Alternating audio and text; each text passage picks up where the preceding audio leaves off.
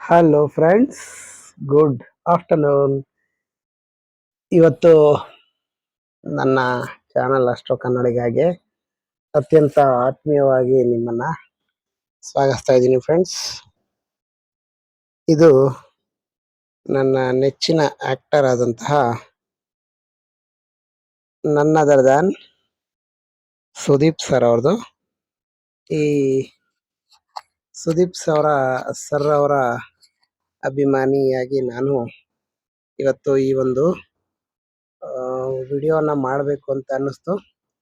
ಹಾಗಾಗಿ ಈ ವಿಡಿಯೋನ ಮಾಡ್ತಾ ಇದ್ದೀನಿ. ನೋಡೋಣ ಸುದೀಪ್ ಸರ್ ಅವರ ಒಂದು ಜೀವನ ಹೇಗಿದೆ. ಮೊದಲನೇದಾಗಿ ನನ್ನ ಚಾನಲ್ಗೆ ಬಂದಿರೋ ದಯವಿಟ್ಟು ಸಬ್ಸ್ಕ್ರೈಬ್ ಮಾಡ್ಕೊಳ್ಳಿ ಹಾಗೂ ಬೆಲ್ ಬಟನ್ ಒತ್ತಿ, ಯಾಕಂದ್ರೆ ನಾನು ಮಾಡುವಂತ ಎಲ್ಲ ವಿಡಿಯೋದ ಅಪ್ಡೇಟ್ಸ್ಗೆ ತಲುಪುತ್ತೆ ಎಲ್ಲರಿಗಿಂತ ಮುಂಚೆ. ವಿಡಿಯೋನ ನೋಡುವ ಅಂತ ತಿಳಿಸ್ತಾ ಈ ವಿಡಿಯೋನ ಶುರು ಮಾಡೋಣ ಬನ್ನಿ ಫ್ರೆಂಡ್ಸ್.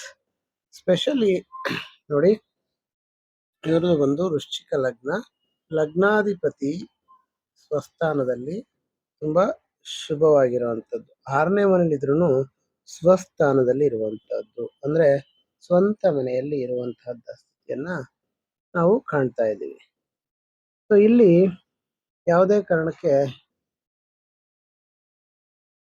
ಲಗ್ನಾಧಿಪತಿ ಸ್ವಸ್ಥಾನದಲ್ಲಿ ಇರುವಂತದ್ದು ತುಂಬಾ ಉತ್ತಮವಾದಂತ ಚಿಹ್ನೆ ಅಂತ ಹೇಳ್ಬೋದು ಫ್ರೆಂಡ್ಸ್.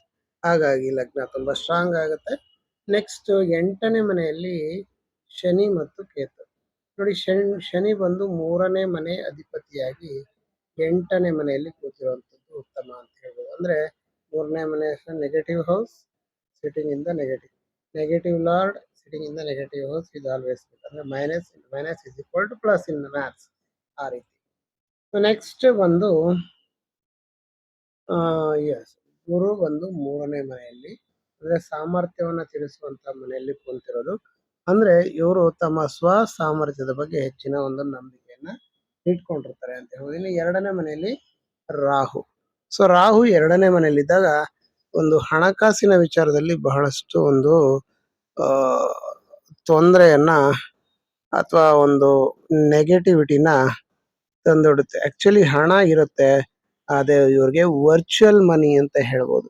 ಇವರ ಕೈಯಲ್ಲಿ ದುಡ್ಡು ಇಟ್ಕೊಳಲ್ಲ, ಬೈ ಚಾನ್ಸ್ ಇಟ್ಕೊಂಡ್ರು ಸ್ವಲ್ಪ ಇವ್ರಿಗೆ ಲಾಸ್ ಆಗುವಂತ ಸಾಧ್ಯತೆ ಇರುತ್ತೆ.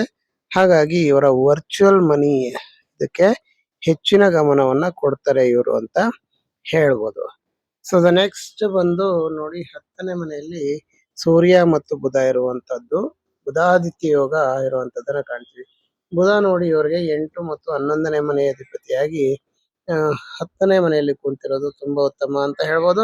ಹಾಗೂ ಸೂರ್ಯ 10ನೇ ಮನೆ ಅಧಿಪತಿ 10ರಲ್ಲಿ ಕೂತಿರೋದು ಬಹಳ ಉತ್ತಮ. ಅಂದ್ರೆ ಇವರು ಒಂದು ವರ್ಕ್ ಲೈಫ್ ತುಂಬಾ ಸೊಗಸಾಗಿರುತ್ತೆ ಅಂತ ಹೇಳ್ಬೋದು. ಇನ್ನು 11ನೇ ಮನೆಯಲ್ಲಿ ಶುಕ್ರ ಡೆಬಿಲಿಟೇಷನ್ ಅಂತ ಕರಿತೀವಿ.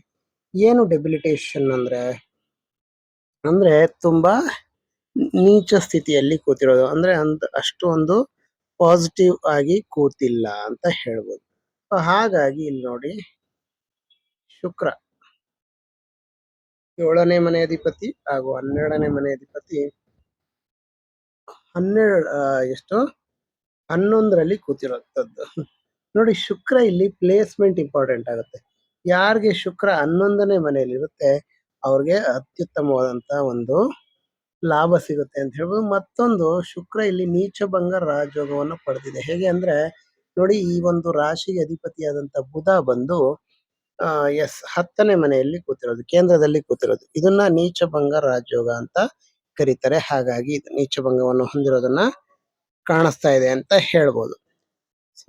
ಮತ್ತೆ ಚಂದ್ರ ಈ ಮನೆಗೆ 9ನೇ ಮನೆಗೆ ಅಧಿಪತಿ, ಅಂದ್ರೆ ಭಾಗ್ಯಕ್ಕೆ ಅಧಿಪತಿ ಆದಂತ ಚಂದ್ರ 12ನೇ ಮನೆಯಲ್ಲಿ ಕೂತಿರೋದು ಇವರ ಭಾಗ್ಯವನ್ನ, ಅಂದ್ರೆ ಇವರ ಹೊರ ದೇಶದಲ್ಲಿ ಅಥವಾ ಹೊರಗಡೆ ಹೋದಾಗ ಇವರ ಭಾಗ್ಯ ಅದ್ಭುತವಾಗಿರುತ್ತೆ ಅಂತ ಹೇಳ್ಬೋದು. ಅಂದ್ರೆ ಫಾರ್ ಎಕ್ಸಾಂಪಲ್ ನೋಡಿ, ಇವರು ಬೇರೆ ಭಾಷೆಗೆ ಹೋದಾಗ, ಬೇರೆ ಭಾಷೆಯಲ್ಲಿ ಚಿತ್ರಗಳನ್ನ ಮಾಡಿದಾಗ ಇವರ ಒಂದು ಜನಪ್ರಿಯತೆ ಮತ್ತಷ್ಟು ದುಪ್ಪಟ್ಟಾಗಿರುವಂತದ್ದನ್ನ ಕಾಣ್ತಾ ಇದ್ದೀವಿ. ಸೊ ಇವರ ಬೇರೆ ಭಾಷೆಯಲ್ಲಿ ಇವರ ಲಕ್ ಶೈನ್ ಆಗುತ್ತೆ ಅಂತ ಹೇಳ್ಬೋದು. ಸೊ ಹಾಗಾಗಿ ಇವರು ಒಂದು ತಮ್ಮ ಕ್ಯಾರೆಕ್ಟರ್ ಅನ್ನ, ತಮ್ಮ ಒಂದು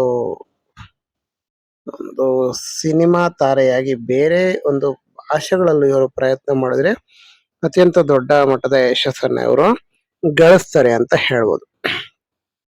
ಮತ್ತೆ ಇವರ ವ್ಯಕ್ತಿತ್ವವನ್ನ ನೋಡಿದಾಗ ನೋಡಿ ಇಲ್ಲಿ ವೃಶ್ಚಿಕ ಲಗ್ನ, ಲಗ್ನಾಧಿಪತಿ ಅಂತ ಒಂದು ಯಾರು ಮಂಗಳ 6ನೇ ಮನೆಯಲ್ಲಿ ಸ್ವಸ್ಥಾನದಲ್ಲಿರೋದು. ಇವ್ರು ಎಂತ ಸ್ಟ್ರಗಲ್ ಅನ್ನು ಸಹ ಅನುಭವಿಸೋದಕ್ಕೆ ರೆಡಿ ಇರ್ತಾರೆ ಅಂತ ಹೇಳ್ಬೋದು. ಮತ್ತೆ ಲಗ್ನದ ಮೇಲೆ ಯಾವ ಗ್ರಹಗಳ ದೃಷ್ಟಿ ಇದೆ ಆ ರೀತಿ ಕ್ಯಾರೆಕ್ಟರ್ ಆಗುತ್ತೆ ಅವ್ರಿಗೆ. ಈ ಲಗ್ನದ ಮೇಲೆ ಆ ಒಂದು ಮಂಗಳನ ಕ್ಯಾರೆಕ್ಟರ್, ಮಾರ್ಸ್ ಕ್ಯಾರೆಕ್ಟರ್ ಇರೋದನ್ನ ಕಾಣ್ತಾ ಇದೆ. ಹಾಗೆ ಉಳಿದಂತೆ ಯಾವುದೇ ಒಂದು ಗ್ರಹಗಳ ಒಂದು ಒಂದು ಏನಿಲ್ಲ, ಎಸ್, ಯಾವುದೇ ಗ್ರಹಗಳ ಒಂದು ವೀಕ್ಷಣೆ ಇಲ್ಲ. ಸೊ ಹಾಗಾಗಿ ಲಗ್ನಾಧಿಪತಿ ಲಗ್ನವನ್ನೇ ನೋಡ್ತಾ ಇದ್ರಿಂದ ಲಗ್ನ ತುಂಬಾ ಸ್ಟ್ರಾಂಗ್ ಆಗುತ್ತೆ ಅಂತ ಹೇಳ್ಬೋದು. ಹಾಗಾಗಿ ಇವ್ರಿಗೆ ರೋಷಾವೇಶ ಮತ್ತು ಮಾಸ್ ಕ್ಯಾರೆಕ್ಟರ್ ತುಂಬಾ ಚೆನ್ನಾಗಿ ಆಗ್ಬರುತ್ತೆ. ಆ ರೀತಿ ಕ್ಯಾರೆಕ್ಟರ್ ಮಾಡೋದು ತುಂಬಾ ಉತ್ತಮವಾದಂತ ಫಲಗಳನ್ನ ಸಹ ಇವರು ಪಡಿಬಹುದು ಅಂತ ಹೇಳ್ತಾ ಈ ಒಂದು ವಿಡಿಯೋವನ್ನ ಇಲ್ಲಿಗೆ ಮುಗಿಸೋದಕ್ಕಿಂತ ಮುಂಚೆ ನೋಡೋಣ ಇನ್ನು ಯಾವ ಯಾವ ಎಸ್ ಒಂದೆರಡು ಇದೆ ನೋಡಿ. ಈಗ ಅವ್ರಿಗೆ ನಡೀತಾ ಇರುವಂತ ಒಂದು ದಶೆ ಯಾವ್ದಪ್ಪ ಅಂದ್ರೆ ಬುಧ ದಶೆ. ಸೊ ಬುಧ ದಶೆ ನೋಡೋಣ. ಬುಧ ಬಂದು ಇವರ ಲಗ್ನಕ್ಕೆ 10ನೇ ಮನೇಲಿ ಕುಂತಿರೋದು, ವೃತ್ತಿಯಲ್ಲಿ ತುಂಬಾ ಅಮೋಘವಾದಂತ ಯಶಸ್ಸು ಇರುತ್ತೆ. ಮತ್ತೆ ಕೇತು ನೋಡಿದಾಗ ಕೇತು 8ನೇ ಮನೆ ಇರುತ್ತೆ. ಸೊ ಕೇತು 8ನೇ ಮನೇಲಿ ಇದ್ದಾಗ 8ನೇ ಮನೆಗೆ ಸಂಬಂಧಪಟ್ಟಂತ ಆಕ್ಟಿವೇಟ್ ಆಗೋದ್ರಿಂದ ಕೇತು ಸಹ ಉತ್ತಮವಾದಂತ ಒಂದು ಲೈಫ್ ಅನ್ನ ಇವ್ರಿಗೆ ಕೊಡುತ್ತೆ ಅಂತ ಹೇಳ್ಬೋದು. ಯಾಕಂದ್ರೆ 8th ಹೌಸ್ ಅಲ್ಲಿ ಕೇತು ಉತ್ತಮ ಫಲವನ್ನು ಕೊಡುತ್ತೆ. ಸ್ಪೆಷಲಿ 12, 8, 12ರಲ್ಲಿ ಉತ್ತಮ ಫಲವನ್ನು ಕೊಡುತ್ತೆ. ಈ ಒಂದು ಪೀರಿಯಡ್ ಅಲ್ಲೂ ಸಹ ಕೇತು ಉತ್ತಮ ಫಲಗಳನ್ನ ಕೊಡುತ್ತೆ ಅಂತ ಹೇಳ್ತಾ ಈ ಒಂದು ವಿಡಿಯೋನ ಮುಗಿಸ್ತಾ ಇದ್ದೀನಿ ಫ್ರೆಂಡ್ಸ್. ಮತ್ತೆ 2033ರಿಂದ 53 ಶುಕ್ರ ದಶೆ ಬರೋದ್ರಿಂದ ಈ ಒಂದು ಪೀರಿಯಡ್ ಬಹಳ ಉತ್ತಮವಾಗಿರುತ್ತೆ ಅವರ ಲೈಫ್ ಅಲ್ಲಿ ಅಂತ ಹೇಳ್ತಾ ವಿಡಿಯೋನ ಮುಗಿಸ್ತಾ ಇದ್ದೀನಿ. Thank you very much. Have a nice day.